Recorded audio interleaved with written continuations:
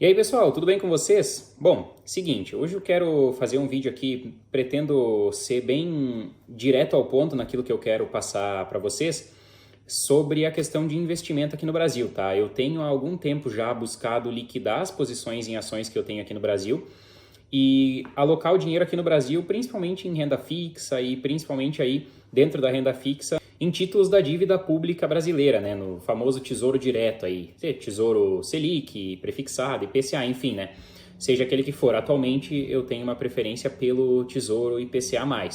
Peguei no início do ano pagando bem, mas o ponto do vídeo principal é esclarecer por que eu estou trocando a renda variável brasileira e pretendo não voltar mais para ela de uma forma geral.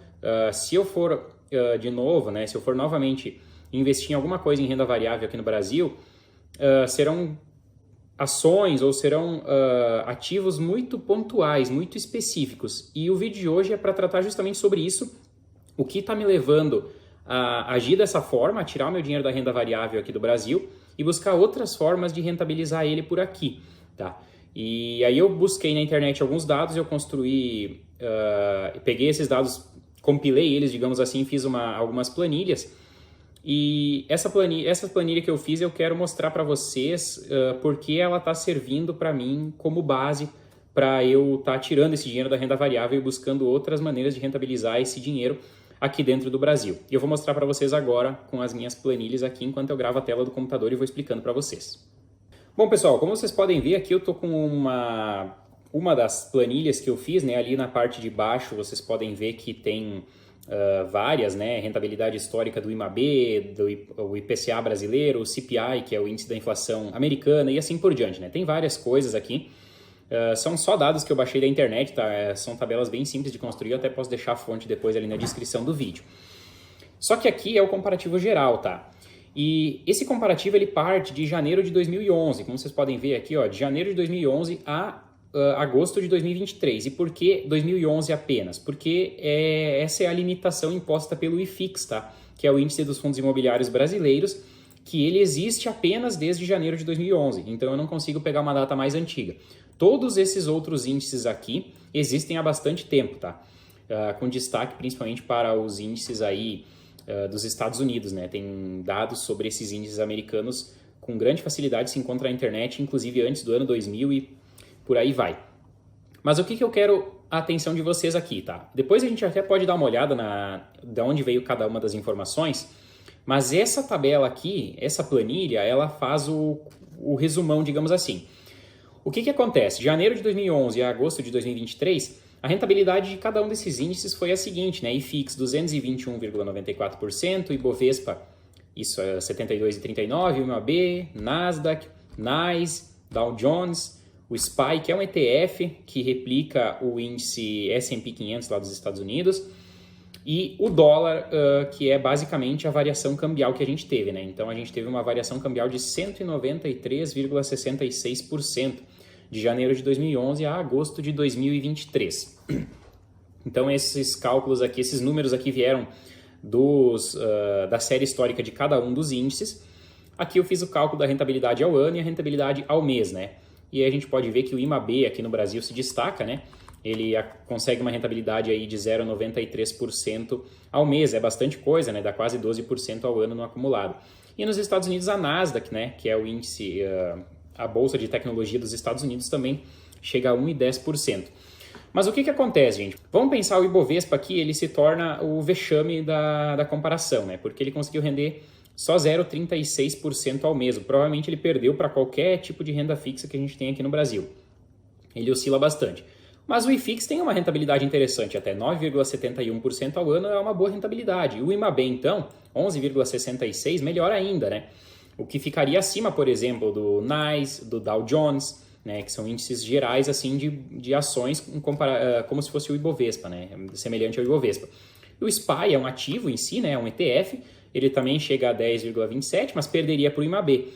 Mas o dólar é o grande fator indicativo aqui para eu estar fazendo esse vídeo, porque o que acontece? Quando a gente pega uma aplicação inicial de R$1.000, como vocês podem ver aqui na célula marcada, e corrige pela rentabilidade acumulada nesse período, né, de janeiro de 2011 a agosto de 2023, a gente chega nesses valores aqui, né? R$1.000 teriam se transformado respectivamente em cada um desses valores aqui. Novamente, tem um destaque para o IFIX, né? IMAB e Nasdaq, né? Seriam os principais aí, o ETF SPY também. Mas o que acontece? A gente tem que considerar que a gente teve uma variação cambial, né? A gente tinha um preço de dólar lá em janeiro de 2011 e outro preço de dólar em agosto de 2023.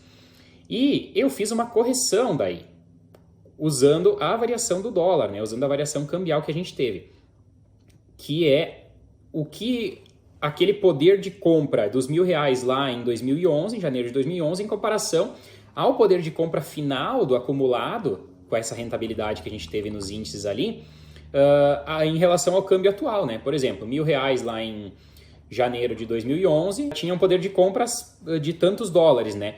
E os 3.219,40 tem um poder de compra de outra quantidade de dólares hoje em dia, né? E aí essa comparação utiliza o dólar final de agosto, né? Que é os 4,87 aqui, só para mostrar para vocês, tá? Então 4,87 e era 1,66 se eu não me engano.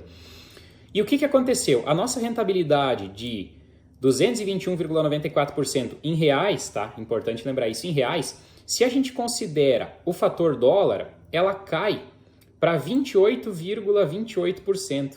E aí acontece que aqueles R$1.000 de poder de compra lá em janeiro de 2011 se tornaram apenas R$1.282,80.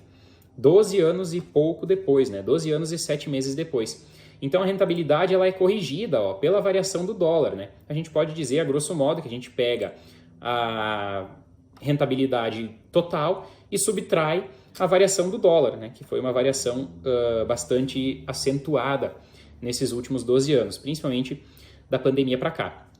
E olhem o que acontece com o Ibovespa. Aqueles R$1.000 de poder de compra tinham se transformado em 1.723. Só que o dólar de R$1.000 precisa agora a gente precisa 2.936,60, digamos, para comprar a mesma quantidade de dólares. Então o Ibovespa acaba tendo uma rentabilidade negativa, né, de 121,27%. Aqueles R$1.000 iniciais, eles se tornaram negativos em 212,70. Então eu perdi todos os 1.000 e ainda fiquei devendo 212,70. Então a única coisa que ficou positiva no Brasil foi o IFIX, por bem pouquinho, né?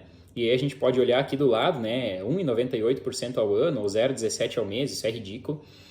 E o IMAB, daí o IMAB conseguiu ter uma rentabilidade até razoável, digamos, né? Mas ainda conseguiu dar ali 0,5%, vamos arredondar, ao mês, né, o IMAB. Para quem não sabe o que é o IMAB, é o índice que acompanha a dívida pública brasileira dos títulos indexados à inflação, que são as NTNBs, ou então o que a gente conhece popularmente hoje como Tesouro IPCA+, né? Então é uma carteira com vários títulos Tesouro IPCA+, com diferentes prazos de vencimento, e eles vão trocando, né? Conforme vence, entra um novo para substituir aquele que venceu, e assim a carteira teórica do IMAB vai girando. É possível investir em IMAB, tem até um ETF, né, que chama IMAB 11, negociado desde 2019, se eu não me engano. Então aqui no Brasil não tem discussão, o IMAB bateu todos, né? Inclusive o Ibovespa aqui, ele tem rentabilidade negativa, né? E o que aconteceu com o investimento em dólares, né? Já tinha uma rentabilidade muito interessante aqui, principalmente no caso da Nasdaq, né? Porque as empresas de tecnologia têm crescido muito ao longo do tempo, principalmente dos últimos 10 anos aí.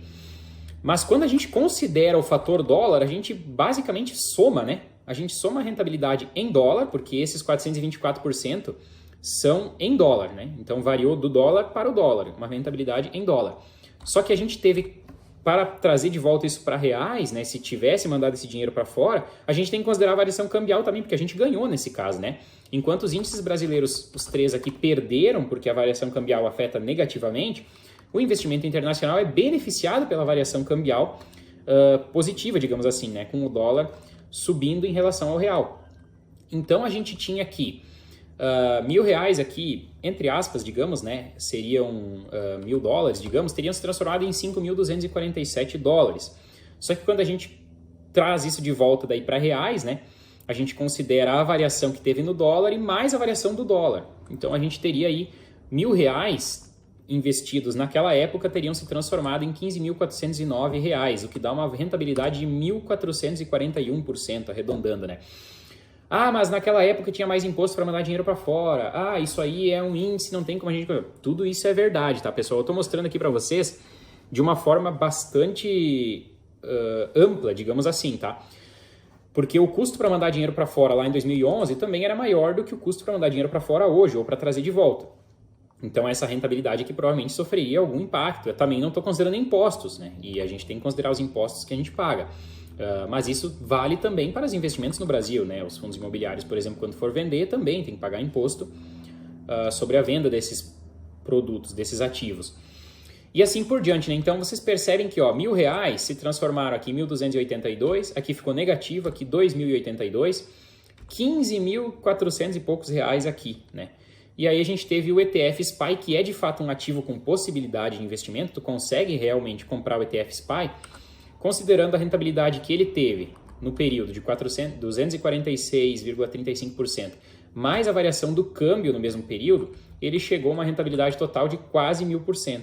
Então vocês podem ver que se a gente pegar a média dos 3 índices que eu considerei, que são bolsas americanas, o Excel aqui, no caso, não é o Excel, é o Google Planilhas, né? Ele até dá uma média de 9,06, mas colocando em porcentagem seria 906%.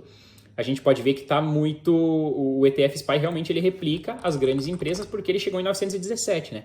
Então, mostrando que não está fora o balanceamento. O índice é complicado de tu pensar nele porque ele é um índice realmente em número, né? E o ETF não, o ETF é um ativo, tu pode comprar ele e ele tem um preço. E o preço daquela época, relacionado ao preço de hoje, dá uma variação. Esse preço é em dólar e quando a gente considerar a variação do dólar, a gente tem então um ganho de 917% no total, né, nesse período, o que me dá 20% ao ano e 1,55% ao mês, isso em reais, né?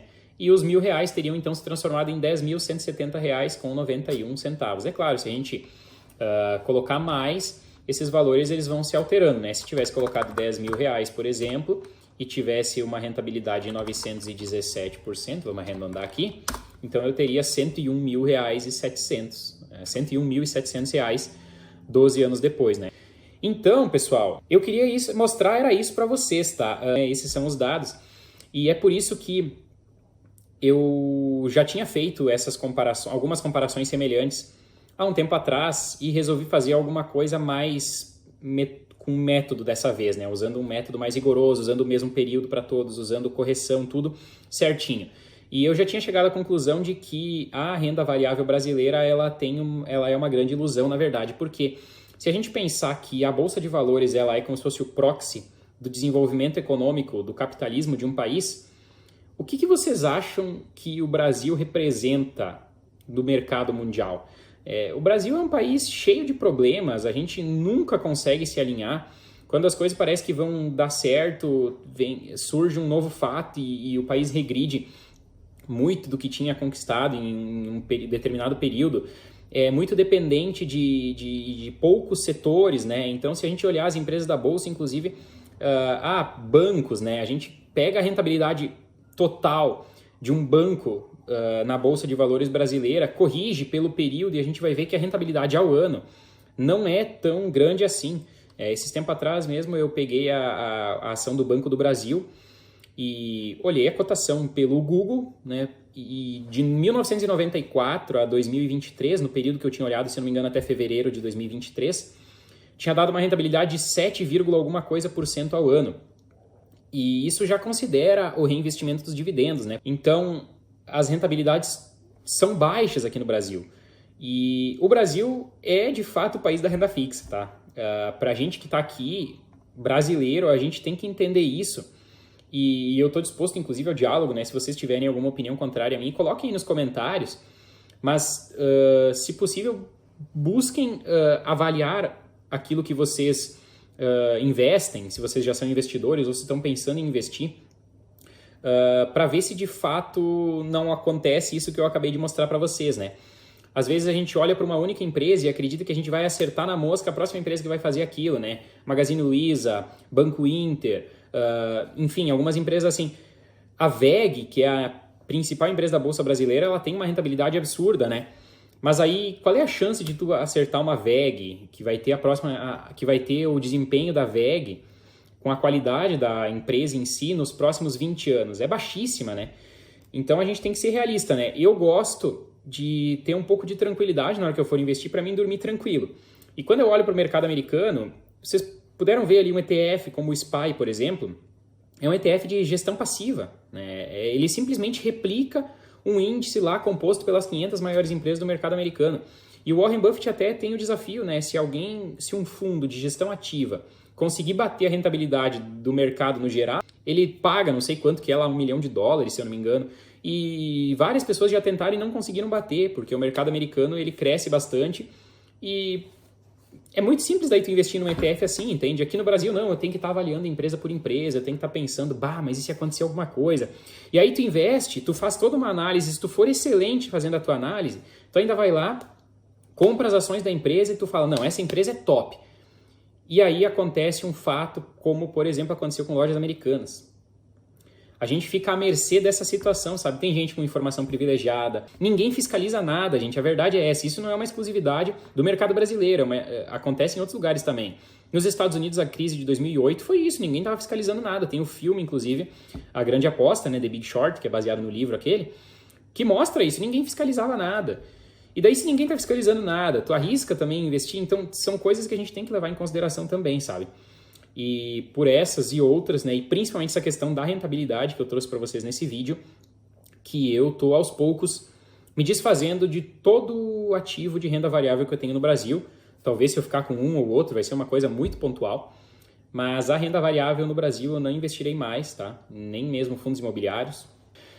Então, a mensagem do vídeo era essa, espero que vocês tenham entendido e escrevam nos comentários aí abaixo a opinião de vocês.